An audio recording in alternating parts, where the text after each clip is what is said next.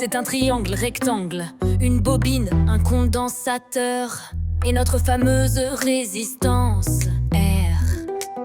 Ces trois résistances, l'adduction et la capacité s'opposent. Ces deux entités sont sur le même axe. Ça fait alors une résistance pour l'adjacent, deux résistances pour l'opposé. Il reste l'hypoténuse étant le résultat des trois. Ce Z, est-ce que ça consommera au final? Moi j'ai juste eu l'idée de modéliser ce triangle rectangle. En graphite et plâtre, ceci fait une matière résistive. Je peux aussi faire cette forme en aluminium. Voyez, ces deux extrêmes comme une bande passante. Le rouge, le bleu et l'entre-deux. Le vert est un point de vue, il chauffe. Et le contraire, il fait un champ magnétique pour des ondes.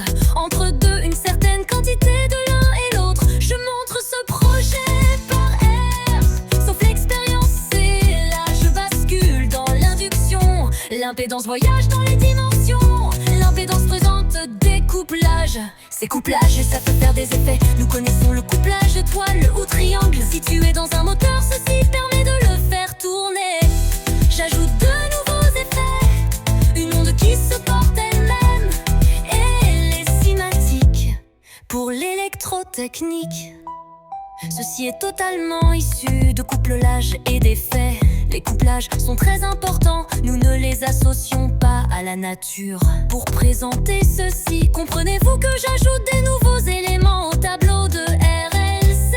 Ces nouveaux éléments permettent de voir dans la matière. Ce sont des couplages qui passent autour ou dans les objets. Avez-vous compris la translation entre le couplage et la distance démontrée par l'expérience? Ces objets géométriques sont des objets qui se connectent électriquement. Ce sont des objets purement électriques. Voyez ce triangle rectangle, l'hypoténuse est linéaire.